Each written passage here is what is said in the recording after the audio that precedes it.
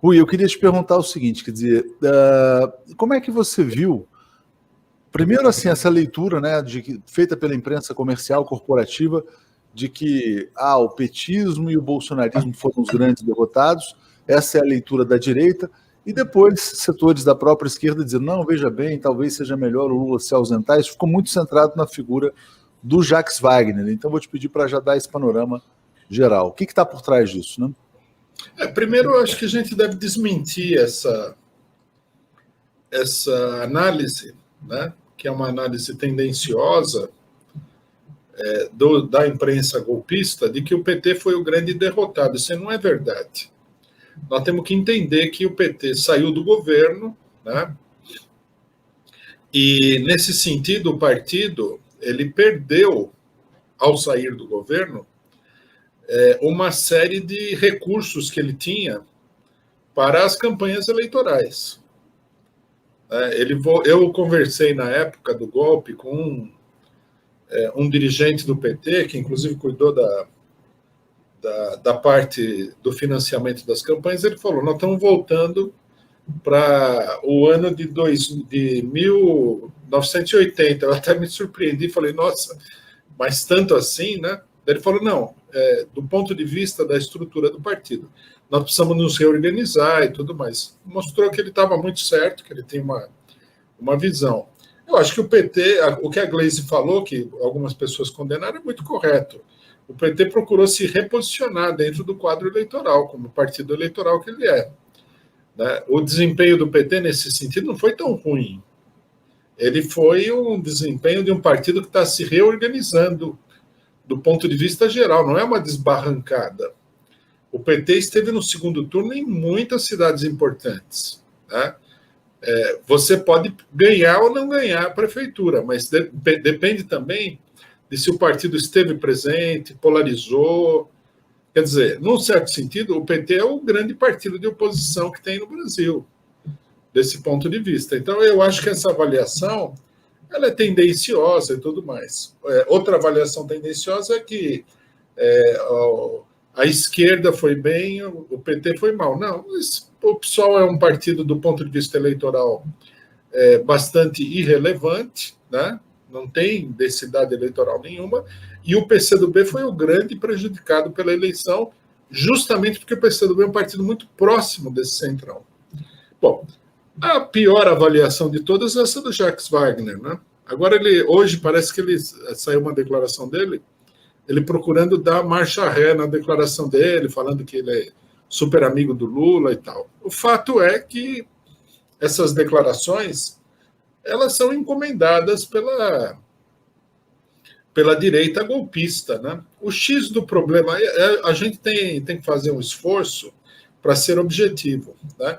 Quando a burguesia deu o golpe, a burguesia já sabia que o grande problema do golpe no Brasil, se você não vai estabelecer uma ditadura militar, vai continuar tendo eleições e tudo mais, era o Lula. O Lula é um problema muito grande, é o problema-chave desde o golpe, né? E continua sendo.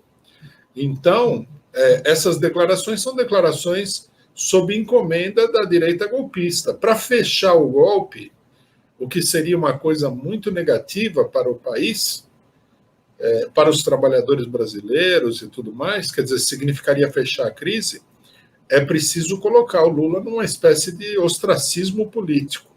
E todo mundo que faz essa declaração está acreditando que eles vão chegar num acordo com a burguesia do tipo Argentina, do tipo Bolívia, e que bastaria tirar o Lula, como na Bolívia tiraram o Evo Morales, na Argentina colocaram a Cristina Kirchner como vice, etc. e tal. Isso é uma fantasia. A burguesia não quer partido de esquerda.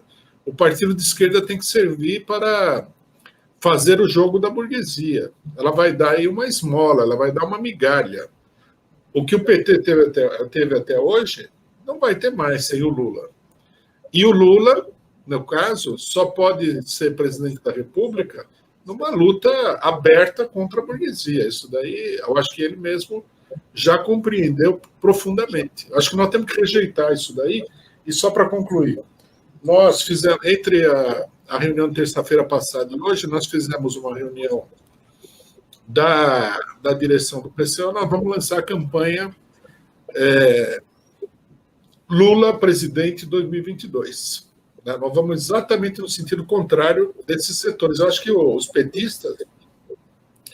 Muito interessante, Rui. Só desculpa te cortar você falando sobre isso, porque houve várias eleições que o PCO não apoiou Lula presidente, né? Então, eu acho que é importante você falar desse histórico. Então, é uma história complexa essa daí, né? Que confunde a cabeça das pessoas. Na primeira eleição... Bom, a primeira eleição que nós apoiamos o Lula foi para o governo do estado de São Paulo. Muita gente nem lembra que houve essa eleição, em 1982. Foi uma eleição muito importante no sentido da organização da esquerda brasileira, do movimento operário. Em 83, né, seria formada a CUT.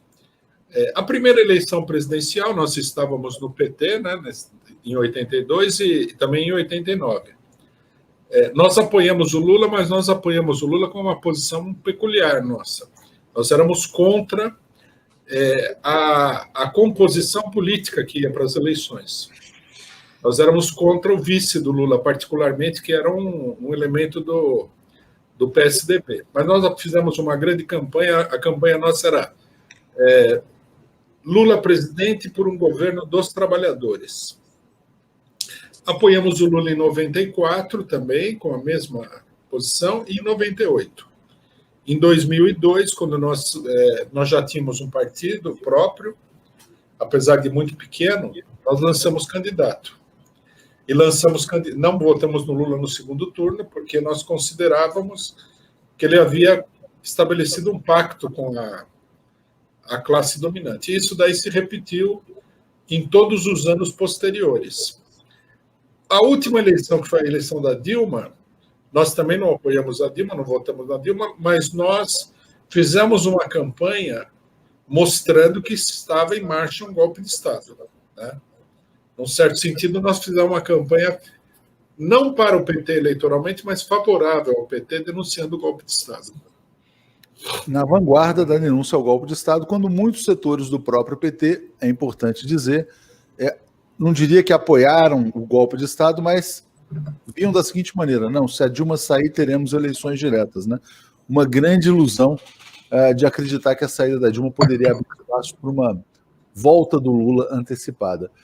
O Wilton Santos está dizendo: se Lula convocar centenas e milhares de apoiadores, ocupam todas as capitais do país. Resta saber por que ele não nos convoca. Agora,